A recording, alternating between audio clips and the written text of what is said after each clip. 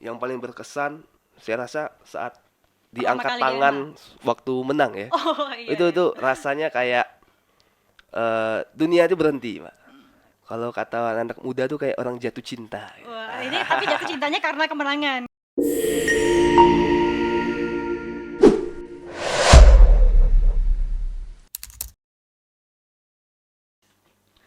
Halo Sobat Podcast, baik lagi di Ikola Podcast Pade nih ya. Nah, hari ini kita akan berbincang dengan salah seorang lelaki tampan, masih muda, atlet bela diri Ya. dan banyak prestasinya, Bang Denny Arif. Halo Halo, Bang. pagi. Halo, selamat kabar. Apa kabarnya Bang sampai itu? Alhamdulillah baik. Alhamdulillah baik ya. Gimana perjalanannya ke sini? Lancar, alhamdulillah. Oke, ini kan Bang Denny Arif ini adalah atlet bela diri ya, atlet bela Iya. diri. Ini kalau boleh tahu Bang, kenapa sih Bang bisa tertarik untuk belajar bela diri? Awalnya kenapa? Bisa dibilang faktor lingkungan, Mbak Agnes. Jadi dari orang tua memang penggiat bela diri. Bahkan dari kakek sih. Berarti Kakek, kayak turun-temurun gitu ya? iya, kakek dulu termasuk orang pertama Bengkulu yang bawa karate masuk ke Bengkulu. Jadi dulu dia panggil orang-orang dari Palembang ya untuk latih karate di Bengkulu. Jadi memang lingkungan bela diri itu udah akrab banget. Jadi mau nggak mau, bukan mau nggak mau, saya karena lingkungan jadi jatuh cinta. Oh iya Nah iya iya gitu, iya. Karena iya. lingkungan jadi jatuh cinta Iya ya. Dan betul. juga karena turun-temurun dari kakek. Kakeknya seorang Iya. pelatih, berarti pelatih bela diri. Enggak, dia cuman pecinta bela diri aja. Bukan atlet juga, tapi dia termasuk orang pertama yang bawa karate masuk ke Bengkulu. Mungkin tahun-tahun 70-an mungkin. 70, wah Iya udah udah lama lama. banget ya. Saya aja belum Iya, lahir mungkin ya, saya 99 juga. tuh. Itu abangnya berarti dari kelas berapa baru belajar bela diri ini? Dari kecil kak emang sudah diajari bela Kalau diri? dikenalkan bela diri mungkin dari kecil ya. Dari TK, dari sebelum sekolah mungkin udah dikenalkan bela diri. Cuman untuk latihan serius itu setelah tamat sekolah malah. Tamat sekolah SMA, Kuliah. kuliah. Iya. Setelah apa tamat kuliah baru terjun ke dunia bela diri gitu. Baru Bertanding sudah dari SMA, Mbak. Cuma latihannya belum serius. Nah, oh tamat sekolah, kuliah, baru serius terjun ke dunia MMA profesional. berarti udah lama ya? Udah lama di bela diri. Lumayan lama. Lumayan lama berarti Iya, ya, karena dari kecil kan sudah tahu kan betul. seenggaknya teknik-teknik dasar dari bela diri itu kan. Nah bang, boleh nggak diceritain pengalaman-pengalaman sejauh ini saat berlatih bela diri itu apa aja sih? Seperti biasa, seperti orang yang suka olahraga, ya kan? Kalau sesuatu yang disukai, kalau dijalani terus ya nggak ada masalah gitu, enak-enak aja gitu. Terus seperti pertandingan-pertandingan juga itu sebagai seperti ujian buat kita, tantangan-tantangan lagi. Oh besok akan bertanding bela diri ini nih, besok lawannya ini, lawannya itu. Jadi tambah semangat buat latihannya gitu aja Mbak. Ini kan bela diri itu kan banyak bang ya, ada karate, kan Iya, ada muay thai, ada judo dan lain sebagainya. Ini abang lebih spesifik ke bela diri mana? intinya ada di MMA, Mixed Martial Art atau seni bela diri campuran. Cuma saya juga berkompetisi di berbagai macam bela diri seperti wushu, sambo combat, muay thai, kickboxing, gulat juga saya latihan dan tinju juga latihan. Sambo juga. Iya, sambo juga. Itu kan berarti kan banyak kan ya yang abang harus lakukan dan juga tekuni kan di Iya. beberapa bidang itu. Sebenarnya perbedaannya di mana? Ada kesulitan nggak pada saat misalnya harus berlatih taekwondo, hari ini harus tanding sambo dan sebagainya itu gimana tuh cara menyesuaikannya? Jadi berlatih MMA saja itu sudah rumit, Mbak. Karena MMA ini bela diri campuran. Semua jenis teknik, pukulan, tendangan, bahkan bantingan dan kuncian pun dilatih di situ. Jadi dengan berlatih MMA aja udah rumit. Nah, tinggal nanti saat saya mau berkompetisi di bela diri lain, sambo misalnya. Saya tinggal menyesuaikan dengan rule dan sistem poinnya. Atau saya mau bertanding di wushu, saya tinggal sesuaikan aja. Karena intinya saya ini atlet MMA dan itu saja sudah lengkap, semua bela diri sudah dilatih di MMA. Tidak ada batasan bela diri. Berarti secara tidak langsung harus menguasai berbagai macam bidang bela diri gitu kan? Iya, bagusnya seperti itu. Untuk Bagusnya seperti itu. menjadi fighter MMA yang lengkap harus menguasai semua bela diri. Teknik dasar yang harus kita tahu ini bang. Kalau misalnya pengen bertanding di MMA itu apa biasanya? Teknik dasar, teknik banyak sekali Mbak di MMA. Ada banyak sekali. Tapi yang utama adalah kita tahu cara mukul, ya, cara mengatasi pukulan, cara banting, mengatasi bantingan. Karena kadang orang yang cuma ada yang bisa mukul doang. Tapi nggak tahu tekniknya gitu ya. Gitu. eh Kalau nggak tahu teknik, rasanya nggak ada yang udah masuk ke MMA nggak Iya, tahu iya, teknik, iya. rasanya nggak ada. Belum ada yang bisa tembus. Karena MMA sendiri di Indonesia itu sebelum kita bisa terjun ke sana, mereka adakan audisi. Dan yang ikut audisi ini dari berbagai macam kalangan. Ada orang yang memang atlet, ada yang karena nyali kan. Karena hobi juga. Iya, Kan? ada yang karena mau coba-coba lihat nonton di TV. Oh, gampang nih MMA. Mereka semua tes segala macam. Dan yang lolos pastinya yang tekniknya tahu teknik lah pasti, tahu teknik dan berkualitas tekniknya. Kadang yang tahu teknik aja belum tentu lolos gitu. Jadi saya rasa kalau udah levelnya udah main di kompetisi profesional, tidak ada lagi yang tidak tahu teknik gitu. Berarti kan kalau misalnya abang bisa bertanding di MMA ini kan ada seleksinya gitu ya bang ya? Iya, ada. Atau gimana tuh? Kalau di Indonesia di tempat saya bertanding di organisasinya ada audisinya. Ada audisinya. Ada audisi. Itu gimana tuh audisinya? Audisinya pertama yang dites adalah tekniknya, teknik dan segala macam. Namun kan ini MMA ini segala macam bela diri. Jadi teknik itu tidak ada patokan. Tidak ada definisi tekniknya harus A, B, C, nggak ada. Yang penting adalah efektif digunakan saat pertarungan. Nah, nanti yang menentukan dia lolos atau enggak itu di saat sesi sparring. Nah, dia diadu nih, keluar nggak tekniknya. Jadi mau tekniknya bagus segala macam, kalau di sesi sparring dia nggak bisa keluarkan, ya jadi nggak akan lolos juga. Jadi kan intinya itu di sparring, iya. Di sparring ya tekniknya Iya. berarti ya. Harus dikeluarkan berarti kan segala yang kita sudah latih seperti Iya, itu betul. kan. Ini kan abang kan perwakilan dari Provinsi Bengkulu ke kancah nasional ya Iya. bang ya. Itu seleksinya gimana kalau yang itu? Kalau dari Bengkulu, saya latihan di Bengkulu Invite Camp, di camp saya. Di bawah naungan organisasi juga bang ya? Nama campnya Bengkulu Invite Camp. Jadi Bengkulu Invite Camp itu dia menaungi banyak bela diri, beberapa bela diri yang saya sebutkan tadi, termasuklah MMA. Jadi saya diberangkatkan dari camp saya Bengkulu Invite Camp untuk audisi dan lolos baru main di MMA profesional. Berarti ada seleksinya gitu ya dari Provinsi Bengkulu ya. Pada saat itu yang dikirim hanya abang sendiri atau ada rekan abang juga? Ada beberapa orang. Sekarang di Bengkulu sudah ada 6 fighter yang lolos di One Pride itu. MMA ya? Iya. Dan yang sudah bertanding itu ada 4 fighter. Jadi ada 2 fighter lagi yang belum 2 fighter lagi yang belum tanding. Yang belum bertanding. Iya. Berarti abang yang termasuk yang keempat tadi ya? Saya yang pertama. Oh saya Dia- abang yang pertama? Iya. Pertama bertarung di MMA? Dari Dari Bengkulu Invite Bengkulunya? Camp. Iya, betul. Ya kan dari Bengkulu bertarung di MMA gitu ya? Untuk generasi saya, Iya. generasi sebelumnya ada lagi. Oh, berarti Iya. abang ini generasi keberapa emangnya? Kalau di... Bisa dikatakan 2 generasi doang cuman, Mbak. Cuma Jadi 2 generasi? iya, jadi pertama ayah saya itu petarung MMA Berarti profesional udah lama juga. dong kalau misalnya dari ayahnya. Iya, benar. Jadi dia itu salah satu fighter Sumatera pertama yang bertanding di MMA. Fighter MMA pertama di Sumatera dia termasuk. 2003. Waduh, udah lama ya. Berarti abang Iya. ini generasi keduanya di 2000? Saya di 2016. 2016. Berarti emang darah dari keluarga ya. Nah, itu betul. Udah turun temurun Faktor nih. lingkungan. Ini kan saya juga sering searching nih tentang abang Deninya ya. Ini ada sebutan harimau Sumatera. Kenapa dijuluki harimau Sumatera? Biasa di kalangan fighter sebelum bertanding pasti fighter punya julukan. Dan saya kebetulan fans dari Chris John. Oh, Franz Kijon. Iya, Udah lama berarti. Udah lama banget. Dari sebelum TK malah. Saya udah nonton Chris John tanding dan saya taunya Chris John itu julukannya The Dragon. Chris the Dragon John, ya kan? Saya namanya anak-anak kan, hayalannya tinggi kan. Saya pikir, saya mau punya julukan juga lah. Apa sih? Dragon itu kan hewan ya, naga.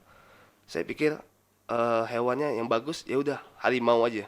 Harimau Sumatera, iya gitu.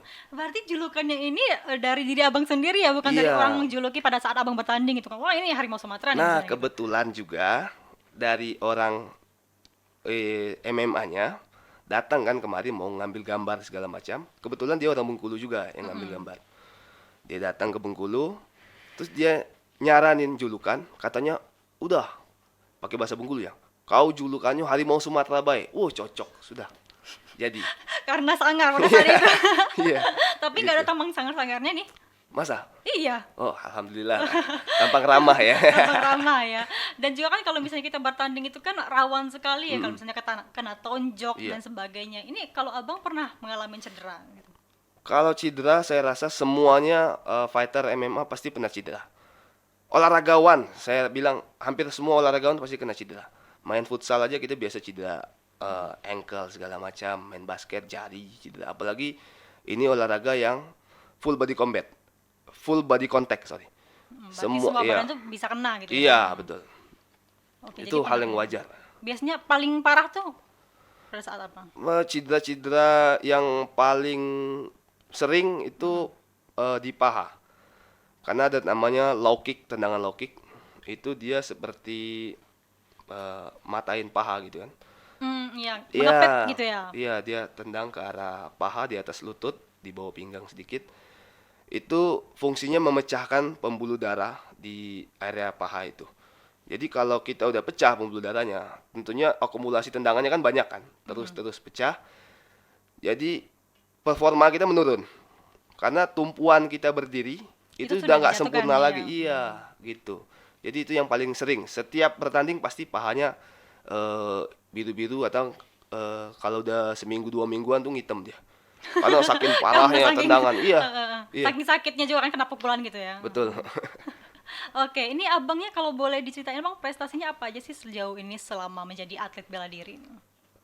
Prestasi saya juara nasional wushu, juara di kickboxing juga, Muay Thai, MMA juga dan juara nasional di combat sambo, medali perunggu SEA Games combat sambo, medali perak dan juga perunggu pernah juga di Southeast Asian Games dan di Asian Sambo Championship.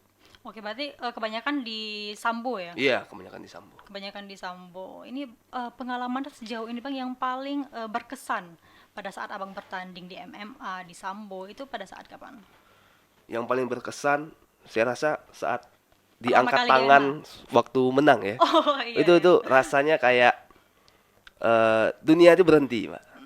Kalau kata anak muda tuh kayak orang jatuh cinta. Wah, ini tapi jatuh cintanya karena kemenangan gitu ya. Iya, enak banget rasanya kayak waduh kita udah latihan berat ya.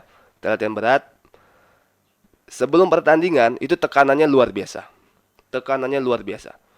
Bayangkan kita akan berhadapan dengan orang lain yang terlatih ya, bertarung, adu fisik, adu strategi segala macam dengan ditonton banyak orang, terutama yang siaran live televisi. Kita tahu di rumah keluarga kita nonton ya, segala macam teman-teman kita nonton, bahkan orang yang nggak suka sama kita pun nonton juga ya kan. Tekanannya luar biasa. Belum lagi suara penonton di lokasi. Terus kita bisa hadapi itu, kita bisa bermain, mengeluarkan teknik, lalu bisa berhasil menang. Itu rasanya luar biasa. Berarti suasana pun berpengaruh ya pada saat mau tampil gitu kan. Berpengaruh sekali. Grogi nggak kalau misalnya kayak gitu? Saya bilang pasti semua orang grogi. Cuman tergantung orang-orang yang berpengalaman mungkin groginya sudah bisa diatasi ya kan. Kalau saya selalu grogi. Ini kan mewakili provinsi Bengkulu ya ke kancah nasional kan. Berat nggak bang rasanya? Karena kan harus membawa nama baik provinsi Bengkulu dengan baik di kancah nasional seperti itu kan. Dibilang berat, ya semua orang, semua fighter pasti bawa iya sesuatu lah, nama daerah masing-masing lah ya. Jadi saya nggak terlalu jadikan itu beban, malah saya jadikan kebanggaan. Oke, abang selain itu pernah juga nggak bang bertanding di internasional, bukan juga di nasional gitu? Sempat beberapa kali ada. Di mana aja tuh? Di Filipina, di Indonesia juga beberapa kali, di India. Yang paling berkesan tuh di India. Kenapa tuh di India? Daerah Karena acah-acah gitu. iya, karena aduh unik lah, makanannya unik India itu. Jadi karena kita harus menyesuaikan kan dengan makanan di India segala macam yang unik-unik ini. Jadi kondisi tempatnya juga unik-unik lah. Saya belum pernah ketemu tempat paling banyak klakson tuh kecuali Di India? Iya. Paling banyak klakson Paling misalnya banyak gitu. klakson itu, luar biasa. Saya bingung kenapa semua orang pasti klakson ya di sana ya. Jalan lurus atau enggak, pokoknya dia klakson aja. Itu luar biasa, itu Yang pengalaman udah buat saya. tradisinya kayaknya ya. kayak Mungkin gitu ya. mungkin itu dia kayak kasih tahu ya, saya di belakang nih, jadi semua orang tetap waspada gitu. Mungkin Oke. ya, saya nggak tahu. Iya benar-benar. Ini pertarungan terberat itu dari negara mana? Pernah bertemu pada saat bertanding Saya apa? pernah ketemu Kirgistan. Jadi pesan-pesan Soviet ini untuk di Sambo itu mereka seperti batunya mereka. Mereka jago-jagonya itu dari pecahan-pecahan Rusia. Karena Sambo ini memang bela diri asli dari Rusia. Itu bela diri militer, namun dikembangkan untuk bisa dikompetisikan. Ya, jadi dibikinlah regulasi segala macam peraturan pertandingannya. Akhirnya sekarang jadi cabur juga ya Sambo ini ya. Iya, Cabang betul. olahraga juga. Berarti abang ini bukan hanya perwakilan provinsi Bengkulu tapi juga Indonesia kan pada Iya, saat di iya. ajang internasional gitu Iya, kan. benar. Petarung terberat itu pada saat kapan? Eh, Bertemu pada saat kompetisi apa? Salah satunya di yang Sambo itu ketemu dengan Kirgistan. Itu termasuk lawan paling keras yang pernah saya temui. Jadi sempat kena pukulan juga dari dia. Jadi harusnya saya main di kelas 74 kilogram. Jadi kan ada kelas berat badannya kan. Namun saat itu ada masalah. Jadi saya naik di kelas 81 kilogram. Enggak sesuai sama komposisi Iya, abangnya gitu ya. iya. Jadi otomatis saya jadi orang yang paling kecil di sana. Sempat namanya adu pukulan, ya pukulannya sempat masuk ke daerah mata kan. Lalu clinch itu seperti pelukan lah, mau untuk Oh iya proses iya. sebelum bantingan lah. Dan saya kena banting karena gede banget badannya. Udah kalah Iya, badan ya tadi. iya, saya dibanting. Waktu berdiri, saya udah siap lagi. Tapi saya lihat orangnya nih ada dua. Saya pikir karena, Bebayang gitu ya. iya, saya pikir karena intensitas bantingannya tadi luar biasa, kuat banget. Ternyata setelah selesai tanding, saya cek di ini apa kamera HP. Iya. Ternyata mata saya yang putihnya ini udah merah semua karena pukulannya masuk tadi. Saya nggak sadar kalau dia pukulannya masuk. Oh, Iya. baru saking ininya ya, nervousnya Iya. mungkin ya, nggak sadar sampai. Bukan nervous, cepat gerakannya Oh, betul-betul iya, iya, cepat. iya. Dia sambil pukul lalu clinch, posisi rapat, Mm-mm. kena banting. Berdiri, saya nggak sadar kalau tadi pukulannya masuk. Biasanya poin-poinnya itu terletak di mana bang pada saat di One Pride MMA? Kalau di One Pride, poinnya itu di damage. Jadi kita mau tekniknya seindah apapun, ya sebagus apapun kena terus. Tapi kalau nggak ada damage, daya hancurnya, itu nggak akan poin. Beda dengan orang yang satu kali pukulan, tapi damage ya, dipukul langsung lawannya goyang atau kelihatan, ya, brap, gitu. Nah itu poinnya gede. Dan dominasi posisi di oktagon itu penting sekali di One Pride. Area-area yang nggak boleh terkena pukulan itu biasanya daerah mana aja bang? Yang dilindungi itu ini udah umum ya, pasti Iya. belakang kepala karena ini rawan sekali ya. Terus kemaluan, ya itu pasti dilindungi. Mencolok mata, Nggak boleh. mencolok mata nggak tapi boleh. kalau mencolok juga nggak bisa nggak sebenarnya? Karena kan pakai pengaman tangan. Kalau MMA glove-nya jarinya Oh, iya, di luar. iya, Iya. Oh, berarti Jadi kita cocok bisa gitu. banting, nggak boleh colok mata. Jadi untuk bela diri betul-betul self defense untuk wanita terutama, kalau ada sesuatu yang berbahaya segala macam, yang paling gampang diserang tuh untuk wanita tuh ya mata, bola mata. Abang pernah nggak masuk di masa-masa sulit misalnya pada saat bertanding tuh, aduh kayaknya aku nggak bakal menang nih karena udah berapa kali ini poinnya jatuh ke lawan. Kalau ketinggalan poin di pertandingan itu biasa ya. Cuma kalau untuk pikiran kayak aduh nggak bakal menang, itu saya bilang dilarang untuk fighter kalau memang niatnya mau menang. Jangan berpikir seperti itu. Apapun yang terjadi itu berusaha lakukan yang terbaik. Ya karena ini dunia ini bukan olahraga terukur. Beda dengan lari. Waktu dia sekian nih, waktu saya terbaik sekian. Nanti di pertandingan ya udah ada ukurannya waktunya kan. Cuma kalau di MMA bela diri, kita nggak tahu, barangkali dia hilang fokus 1 detik, sepersekian detik, pukulan kita masuk lucky blow, dia jatuh. Ya kan, nggak ada Berarti yang tahu. blank pun jadi kesempatan untuk lawan untuk meninju Oh gitu iya, ya. pasti. Kalau di One Pride itu ada durasi waktunya bang pada saat bertanding atau enggak? Ya tergantung poin. Umum, dia 5 menit satu roundnya, biasanya 3 round. Kalau perebutan sabuk, dia 5 round. Yang paling susah melatih teknik yang mana? Di One Pride atau di Sambo? Tekniknya kurang lebih sama. Mm-mm. Tekniknya kurang lebih sama, makanya saya bisa ikuti ke bela diri lain. Karena pukulannya kurang lebih ya tangan di atas ya, tendangannya juga kurang lebih sama, bantingannya gitu-gitu juga sama juga. Berarti kan untuk menguasai tekniknya secara mendalam itu kan perlu latihan yang lama kan ya Bang ya? Iya. Perjalanan Abang berarti panjang sekali ya. Bisa bertanding di nasional maupun internasional gitu kan. Ya lumayan lah, lumayan panjang juga. Ada pengalaman pahit nggak pada saat bertanding? Pengalaman pahit saat bertanding, yang pahit itu kalah sih. Atau yang lebih pahit lagi dari kalah adalah permainan kita nggak keluar.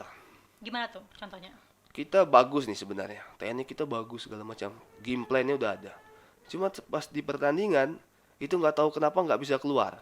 Bisa itu faktor mental, ya kan? Atau bisa nggak cocok dengan lawannya gitu. Karena tiap orang tuh dia karakternya beda-beda. Jadi kalau di MMA tuh nggak bisa. Kita juga nggak bisa milih kan ya, harus Iya, lawan yang sama iya, posisi tubuhnya, sama bentuk tubuhnya gitu kan, iya nggak bisa benar. kan?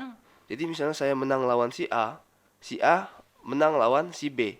Saya ketemu si B belum tentu saya pasti menang. Iya, jadi tiap karakter orang tuh beda-beda dan kita nggak bisa bermain tuh maksa. Kita harus menyesuaikan dengan ombak ya. Iya. Pada saat itu berapa peserta Bang di nasional? Oh banyak kalau di One Plate banyak. Mungkin 40 satu tiap kelasnya. 40 orang mungkin. Dapat juara berapa pada saat itu? Oh, saya 2 kali kontender.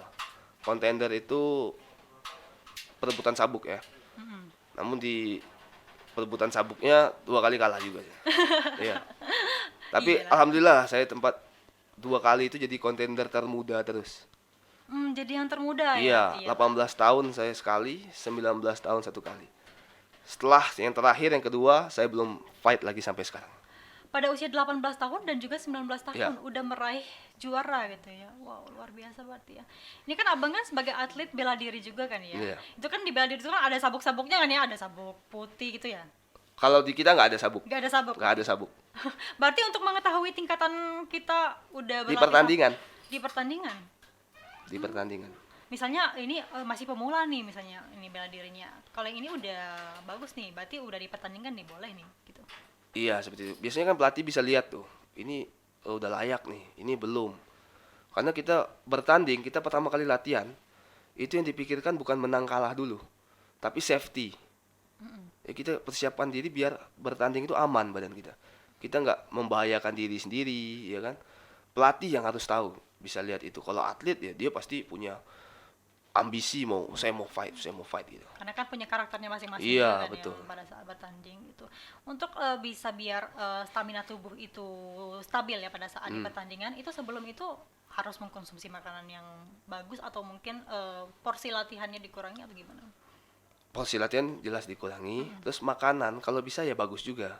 Jangankan kita yang atlet, ya kita yang normal-normal aja yang nggak harus bertanding juga kalau bisa makannya bagus kan. Apalagi mau bertanding, ya makanannya harus bagus, terus istirahat. Latihan keras tanpa istirahat ya kapan badan recovery? Ya capek aja dapatnya. Berarti harus dijaga juga kan stamina tubuh gitu. Iya betul. Cuma nggak ada obat khusus menjaga stamina tubuh, nggak ada. Belum ketemu saya yang seperti itu. Oke, berarti memang sejauh ini alami gitu ya pada saat Iya, pertandingan iya. tuh ya makan yang bagus-bagus yang bergizi gitu kan, terus istirahat yang cukup dan juga latihan yang cukup juga ya, Iya. nggak boleh sampai Begadang. begadang Ya, gitu ya, itu malah nggak nggak bagus. stabil. Pernah nggak Bang kondisinya nggak fit pada saat di pertandingan? Mungkin pernah, mungkin ya. Cuman mindset kita nggak boleh berpikir seperti itu. Kita harus yang paling, wah saya yang terbaik, saya yang fit, saya segala macam. Bahkan kalau kata orang ya, fighter MMA tuh kebanyakan sombong. Kalau Kenapa? dia ngomong kalau saya war tuh, wah saya yang terbaik nih, saya nggak akan kalah, saya segala macam. Pasti banyak orang bilang gitu. Dan sedangkan itu bukan sombong, kalau menurut saya bukan sombong. Itu namanya confidence, percaya diri. Confidence, percaya Iya. diri, ya, Kalau kamu nggak kayak gitu, kamu salah cabang olahraga. Nggak bisa di Berarti MMA, harus tingkat kepedean confidence. dirinya harus tinggi. Harus tinggi sebelum fight. Kalau setelah fight ya Kita biasa ikuti lagi. aturan gitu Iya. kan, kita ikuti Sebelum fight ya harus pede. Saya menang, saya hebat, saya apa segala macam lah. Oke, boleh kita minum dulu Bang? Oh ya boleh, boleh. Sebelum kita lanjut. Memang pengalaman dari Bang Denny ini banyak sekali ya, dan panggilannya nih Bang Boy ya. Bang Boy, ya. Boy aja, Bang. Boy itu panggilan dari kecil sebenarnya. Dari di rumah, di sekolah teman-teman panggilnya boy semua dari kecil. Jadi panggilan kecilnya Boy. Iya, Ini kan ada seorang adik juga ya? iya ya. Denny Arif Denny dan Dava. Denny Dava. Denny Dava. Memang keluarga Denny ya. Keluarga Denny.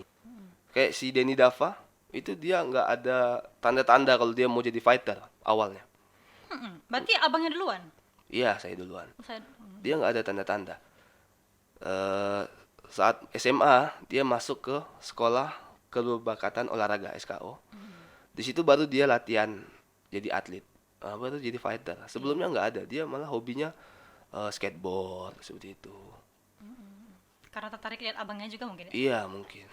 Berarti sejauh ini nggak ada paksaan orang tua ya abangnya Nggak jadi ada. seorang atlet ya. Nggak ada. Misalnya ada orang tua, deh coba deh kamu latihan gini biar teruskan ayah gitu. Nggak ada pasangan seperti itu. Tapi kalau dari orang tua dukungannya sejauh ini Oh, bagus ya. luar biasa, luar biasa. Contohnya misalnya. Contohnya yang paling kelihatan, Mm-mm. kita nggak akan kena marah kalau kita pulang kalau alasannya latihan, kecuali malam banget, ya. Jangan-jangan Gila dijadikan lu, ya alasan nih sama bohong abangnya. kan. Jadi kalau kita latihan, itu nggak akan dimarah atau apa, ya sudah latihan. Itu dukungan yang paling luar biasa kan. Nggak semua orang tua kan bisa pikirannya seperti itu. Tapi nggak pernah jadi alasan dong ya latihan. Enggak. Untuk nongkrong-nongkrong dan Enggak. Kebetulan saya kurang suka nongkrong juga. Ini tapi berarti Cikal bakal menjadi seorang atlet bela diri ini bukan karena suka berantem pada saat masih kecil, enggak kan ya? Oh enggak, saya enggak. Enggak ya. Ini kalau abang boleh ceritain bang, abang paling takut misalnya pada saat bertarung melawan siapa dari negara mana? Kalau dibilang takut dengan orangnya, mungkin yang bukan takut, lebih waspada sih. Lawan Jordan Hilapok. Dia Kenapa dia? dia itu knockout artis itu, tukang KO. Jadi suka bikin KO orang kan. Jadi saya lebih waspada dengan pukulan dia. Saya belum pernah kena KO soalnya. Dia ini otot dia lumayan Memang kelihatan badannya lebih terlatih gede banget. daripada abang ya? Iya, lebih kelihatan terlatih banget badan dia saat itu ya. Jadi dia naik ke atas oktagon, saya duluan nih, saya sudut biru kan. Dia naik ke atas oktagon. Saya lihat tuh kan punggung dia itu kelihatan terlatih kan. Kekaruan. Iya, kelihatan terlatih banget. Jadi di otak saya saya hancurkan ini. Saya harus gitu terus, saya hancurkan. Sampai di pertandingan tetap saya kadang ngomong juga saya. Saya ngomong sama dia. Memotivasi diri ya. Iya, saya juga ngomong sama dia juga untuk biasa lah namanya bertanding kan. Kita main bola aja kadang kita sama lawan, Iya. iya kan, apalagi bela diri. Saya tetap ngomong sama dia, ayo keluarkan. Memancing emosi Iya. gitu ya. Dia pukul kena berapa kali kan, saya tetap minta keluarkan lagi gitu. Saya berharap dia pukul terus. Saya mau tahu di mana pukulan dia. Nah, mau ngerasain atau Tapi gimana tuh? saya hindarin, saya tangkis, ya Kirain kan? mau ngerasain pukulan. Iya, saya di dalam hati saya minta dia pukul terus. Saya mau tahu pukulannya gimana. Tapi tetap kenyataannya saya hindarin. Iya. Begitu. Cuman ngetes berapa kuatnya gitu Iya. kan. Terus yang satu lagi yang saya semangat banget tuh lawan Abdul Haris Sofyan. Itu dari negara mana? Indonesia. Indonesia. Iya.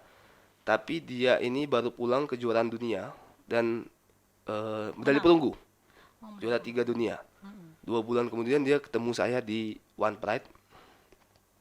Dan ada ini juga ya, historis pribadi juga ya, sebelum fight kan biasa Dendam kan. pribadi gitu, Iya. ternyata ketemu pada saat pertandingan gitu. Iya, seperti itulah.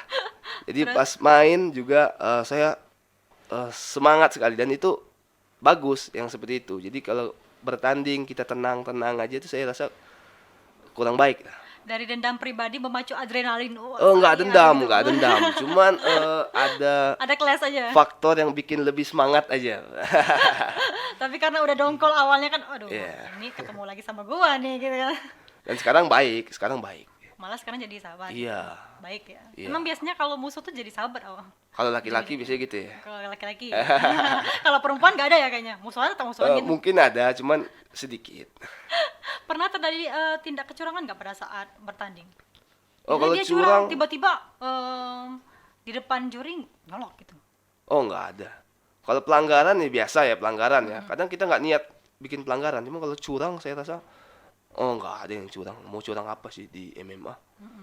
Berarti kalau pelanggaran tuh pernah. Pelanggaran saya pun sering dapat pelanggaran. Misalnya, abang berarti sering ya melanggar peraturan gitu pada saat bertanding. Iya sering lah pelanggaran. Cuman Misalnya apa? kadang nggak sengaja, kadang memang disengaja ada. Ada yang disengaja. Ada yang tuh. disengaja. Jadi kalau di MMA ada stolen namanya. Apa Curi waktu dia. Oh. Curi waktu. Saya kondisinya capek banget kan. Saya udah pelanggaran pertama karena nggak sengaja pukul kepala belakang kan. Diingatin sama wasitnya. Kamu Itu pukul kepala posisinya nggak belakang. sengaja tapi ya. Itu nggak sengaja. Iya. Karena siapa yang mau pukul kepala belakang? Karena saya udah unggul poin jauh loh. Iya, iya, iya. Saya pelanggaran bisa didis ya. Bisa kalah. Saya dihentikan wasit. Terus saya lihat lawannya. Dia sekarang juara di One Pride lawannya. Bang Aib Saifuddin. Dia maju.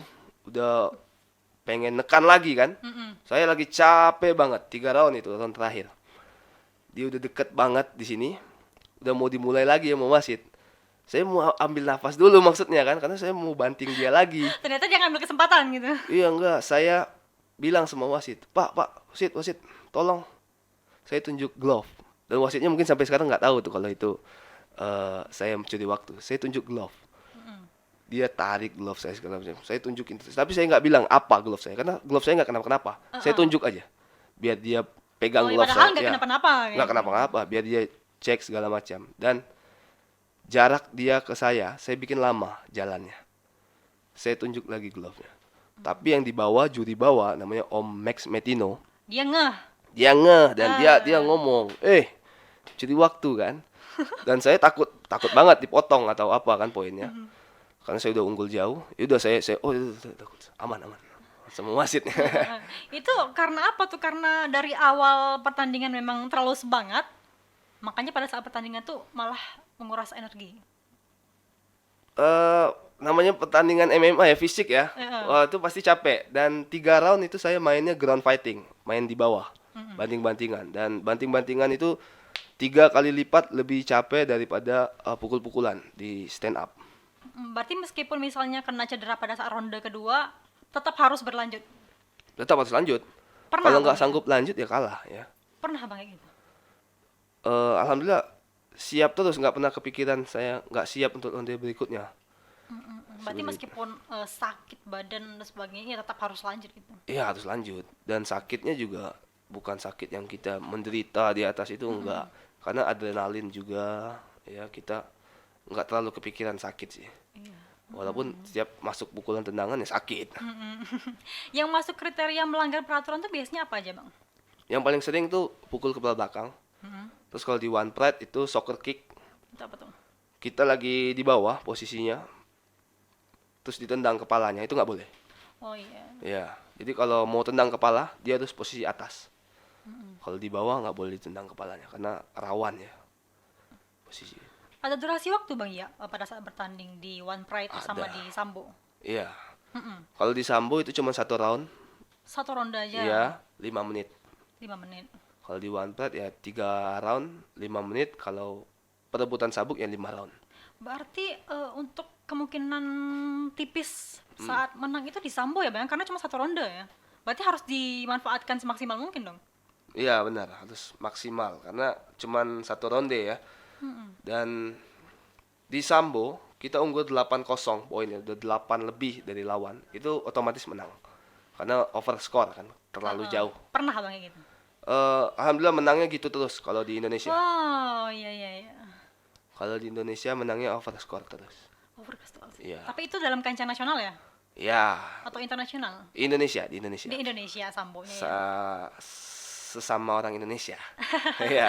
Oke, mungkin abangnya ada tips-tips nih untuk para atlet yang pemula nih biar bisa banyak prestasi kayak abangnya. Tips mungkin saran aja ya Bu, kalau Apa, untuk harus berani gitu, berani mencoba. ya kalau berani harus itu udah jelas. Heeh. Cuman yang berat itu saat latihan itu bukan kita bisa, memang harus memaksa latihan ya kan. Kita harus berikan yang terbaik di tempat latihan. Cuman yang paling berat, yang lebih berat adalah konsisten. Karena kita mau latihan berat 9 jam, itu nggak akan bisa lebih baik daripada kita latihan cuma 1 jam, tapi setiap hari. Iya, iya. Iya kan? Nggak ada yang bisa lebih baik dari itu. Jadi intinya itu konsisten, dan konsisten itu yang paling berat. Kita bisa tetap tidur bagus hari demi hari, kita bisa tetap latihan hari demi hari. Itu yang paling berat saya bilang. Berarti latihannya harus rutin gitu ya? Iya. Tapi meskipun nggak durasinya semalaman, misalnya kan 9 jam, Iya, 5 nggak jam, ada. berarti ada porsinya ya Iya, gitu iya, ya. iya. Tapi kalau abang sendiri gimana porsi latihannya? Untuk Eh, menjaga stamina tubuh agar fit pada saat pertandingan? Biasanya latihan setiap hari ya, kecuali Minggu. Kalau Minggu rest total, nggak ada latihan sama sekali, karena itu kesempatan untuk badan saya recovery. Dan sisanya saya latihan sehari 2 kali, mungkin hari Kamis atau di pertengahan minggu lah. Namanya unloading, beban latihannya diturunin. Gitu, nggak boleh dia berat terus atau ringan terus, nggak ada perkembangan juga. Jadi harus naik turun programnya, gitu.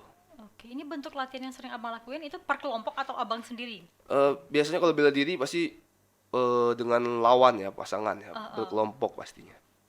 Yang paling banyak pernah terjadi pelanggaran dari abang pada saat bertanding apa? Saya rasa MMA ya, karena karena MMA ini Ketat ya jurinya ya? bukan masalah judi ketat, cuman dia kan bebas ya. Jadi segala hal tuh kemungkinannya lebih besar terjadi di MMA. Gitu. Karena dari segi fisik dan juga kondisi tubuh ya harus tahan ya, jangan sampai terkena pukulan seperti itu kan ya. Untuk ukuran fighter, saya termasuk yang jarang kena pukul sebenarnya. Iya, kelihatan Ya. sih soalnya daerah mukanya itu kan biasanya kan ada orang kan kena luka gitu kan Iya, bagian iya. sini. Cuma kalau untuk kebanyakan orang ya, orang rata-rata ya termasuk banyak kena pukul. Cuma kalau untuk fighter, saya termasuk yang jarang kena pukul. Benar-benar menghindari ya. Teknik menghindari itu gimana sih bang? Menghindari pukulan gitu. Kita harus teliti dong, harus gesit juga gitu. Jadi kita kan tugasnya bukan hanya ngindarin pukulan kan, kita harus mukul juga kan. Iya. Kalau sekedar menghindari pukulan, saya bisa loh menghindari pukulan, saya lari aja, nggak mau deketan sama dia. Gimana dia mau Iya, pukul iya, saya iya, kan? iya. Iya kan? Cuman tugas saya juga harus mukul dia. Nah itu yang susah tuh, di situ seninya. Saya harus menjaga jarak, tapi saya juga harus beberapa saat masuk ke jarak pukulannya untuk bisa capai lawan gitu. Berarti harus tahu peluang juga ya? Iya benar. Karena yang paling penting itu timingnya. Ya kapan kita harus di luar jaraknya, kapan kita harus masuk nyerang lawan. Nah itu yang harus, itu pelatih itu sebenarnya susah ngelatih itu, timing itu. Jadi memang atletnya harus cari sendiri timing yang pas untuk dia tuh gimana. Dan tiap lawan tuh yang ketemu, dia nggak bisa pakai timing yang sama. Saya lawan si B, timingnya gini. Iya. Lawan si A terus sama lagi timing, nggak bisa karena jarak jangkauan orang aja beda-beda kan. Beda-beda, Ada yang tinggi, ada yang pendek kan, ada yang cepat, ya seperti itu. Abangnya termasuk yang cepat atau mengantisipasi dulu nih? Saya termasuk tipe counter attack. Jadi itu. Iya, saya lebih nunggu karena saya nggak ceroboh masuk dalam. Iya, karena kan ada beberapa orang yang memang di awal tuh semangat banget. Iya. Ya malah ini kan udah capek gitu. Iya. Tapi abangnya menunggu lawan ini dulu.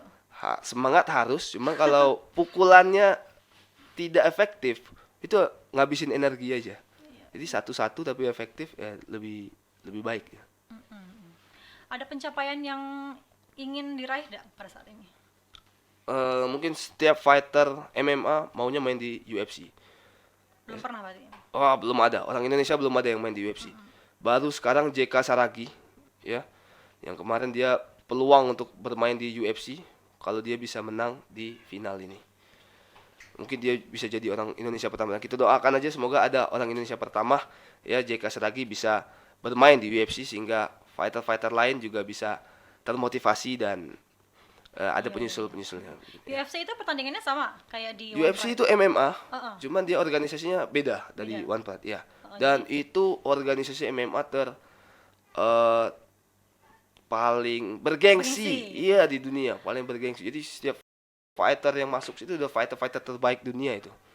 Berarti pencapaiannya sampai ke sana ya. Berarti latihannya harus rutin juga dong. Biar bisa Harus juara. luar biasa rutin. Itu harus banyak bertanding dan memenangkan pertandingan atau gimana tuh biar bisa UFC? Yang jelas kualitas fighter. Dia mau banyak 100 kali, kalau dia kualitasnya pertandingan yang level bawah ya nggak akan masuk juga ke sana. Dan UFC juga bisa tahu dia track record fighter tuh ada. Kami fighter MMA yang profesional itu ada, kalau dia buka di websitenya itu ada track recordnya semua. Jadi mau dari daerah manapun, saya kasih nama saya mau bertanding di sini nih. Mereka tinggal cek, ada track recordnya. Rekor saya sekian, saya menang lawan siapa. Itu ada semua fighter MMA profesional ada. Berarti harus banyak pengalaman juga ya Bang ya untuk bisa ke UFC itu ya. Iya jelas harus berpengalaman. Tapi sejauh ini udah mulai menuju ke sana. Semua fighter tuh mau menuju ke sana, cuman belum ada yang berhasil. Itu belum berhasilnya karena di mananya tuh? Memang persaingannya berat, dan kita belum ada orang Indonesia yang bisa tembus ke sana dapat kontrak UFC, belum ada. Begitu. UFC itu ibarat piala dunia sepak bolanya, tapi untuk MMA seperti piala dunia lah. Karena bergengsi sekali untuk bisa fight di sana. Namun alhamdulillah saya udah fight dengan fighter UFC udah 2 kali. Mantan UFC gitu ya? Iya, Untuk atlet main di UFC 2 kali saya fight. Cuma untuk main ke sana belum ada orang Indonesia yang berhasil. Gimana dengan bertarung pada saat yang UFC? Beda nggak sama Sama yang aja. biasa aja gitu? Sama aja saya rasa. Sama aja gitu-gitu juga Berarti dia. ada peluang juga dong abangnya bisa di UFC. Amin ya. Amin, saya amin. Memang seharusnya untuk bisa sampai ke sana tuh kan kita juga harus banyak-banyak berlatih dan juga mengikuti pertandingan gitu kan ya Bang. Kalau dari kondisi fisik sejauh ini prima-prima aja ya. Alhamdulillah prima. Tapi kalau petarung itu memang harus badannya kekar Bang. Enggak Enggak ada juga. enggak ada patokan. Yang penting badannya fit. Yang penting tekniknya bagus. Iya, yang penting dia bugar. Karena kalau dia nggak bugar, beda dengan orang yang bugar, mungkin kena pukulan dia bisa KO. Tapi setelah itu berapa detik dia bugar lagi, sehat lagi. Kalau orang yang tidak bugar, ya ini yang bahaya. Dia kena pukulan, pendarahan otak segala macam. Ya, itu bahaya, itu bisa lewat dia. Bugar tuh karena faktor apa biasanya? Untuk Karena melatihnya latihan, nih. karena latihan dan istirahat yang cukup. Orang yang nggak istirahat, ya main gulat-gulatan aja. Kita kunci dia.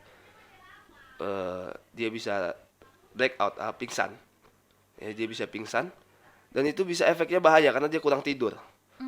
Ya, kalau dia badannya bugar, dia bisa pingsan juga dikunci. Cuman dia nggak seberbahaya yang nggak bugar tadi. Tapi kalau abang kondisinya selalu fit ya pada saat bertanding ya pasti ya. Ya kalau bertanding selalu fit. Saya belum pernah bertanding dalam kondisi tidak fit, tuh Belum saya pernah? nggak berani. Gak berani. Iya. Pernah berarti tapi nggak mengajukan diri untuk bertanding gitu. Pernah di pencak door, Pernah. pernah. Itu gimana tuh? Pencak ceritanya? door ini tradisional dari Kediri sama Blitar. Ya. Jadi bebas, nggak ada aturan dan nggak ada menang kalah. Nggak ada aturan berarti Nggak boleh ada. pukul di mana aja gitu. Karena itu apa ya, pertarungan tradisional. Jurinya pun ada banyak, saya nggak tahu. Wasitnya sorry, nggak ada juri karena nggak ada menang kalah. Wasitnya ada banyak. Semua orang kalau kita fight jatuh ke bawah, semua orang misahin. Saya nggak tahu yang mana yang wasit. Ringnya pun dari bambu. Dan itu atmosfernya lebih dari MMA di Kenapa? Indonesia. Karena yang nonton itu kalau kayak kita di Bengkulu itu seperti orang nonton tabot. Saking ramenya gitu ya. Rame sekali. Dan saya pernah nanya sama yang ngadain promotornya. Ini duitnya dari mana? Karena saya kan dibayar. Beberapa fighter dibayar. Dia bilang dari parkir motor aja satu malam ini 200 juta. Parkir motor. Saking ramenya orang Iya, yang nonton. memang parkirnya mahal 20.000 Wah, motornya. wah. Cuman 20.000? 200 juta. Kalau Iya, di Bengkulu dari demo itu ya. 200 juta. Mungkin karena tipikal masyarakatnya suka nonton itu. Jadi kalau ada acara, kalau kita kan acara siapa nih yang adakan orang akikah misalnya, ngadain konser nih ya kan. Saya keluarga saya ngadain konser nih di kota ini. Kalau mereka enggak, mereka ngadainnya pencak door. Dan itu bebas. Jam 10 ke bawah, semua orang boleh main. Itu ada durasi juga nggak? Kayak di MMA atau di... Nggak ada. Nggak ada? Nggak pakai waktu. Berarti yang penting kalau lawannya KO udah menang gitu? Iya bisa dibilang gitu. Jadi nggak ada menang kalah sebenarnya. Cuman ya kayak orang berkelahi di jalanan, siapa yang bilang yang ini menang, yang ini kalah? Nggak ada kan yang bilang gitu kan? Nggak ada officially. Oh ini pemenangnya, ini kalah, nggak. Cuman kita aja yang menilai. Oh dia kalah, gitu. Oh ini kan wasitnya nggak ada kata abangnya tadi ya? Nggak, wasitnya ada. Wasitnya ada. Tapi nggak ada tahu juri. yang mana? Nggak ada juri. Iya. Terus penilaiannya gimana? Kan nggak ada penilaian, nggak ada menang kalah. Jadi kita aja yang nonton. Jadi kayak kira-kira. cuma hiburan gitu ya? Tapi abangnya nggak ikut? Saya ikut Ikut. dan partai utamanya malah. partai utama. Iya. Iya, saya dipanggil. Saya kebetulan lagi di Sidoarjo posisinya. Saya ditawari main pencakdor.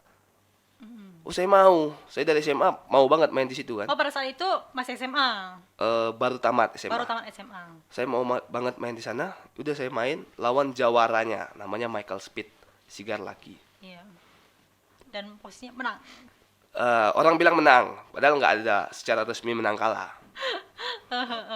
Tapi posisinya menang gitu ya. Ya kata orang gitu. Oke, Bang, mungkin ada harapan ke depannya, Bang, terkait dengan apa yang sudah Abang lakukan ini. Ini termasuk pekerjaan juga, Bang, ya, berarti ya? Saya nggak anggap pekerjaan ya, karena Atau hobi? Iya, Hanya ini hobi aja. passion lah, passion. Oh, passion. Iya. Oke, mungkin ada harapan ke depannya. Untuk saya, Iya, untuk Abangnya. harapan ke depannya ya, semoga saya bisa tetap konsisten ya, karena kadang kita bosan juga kan.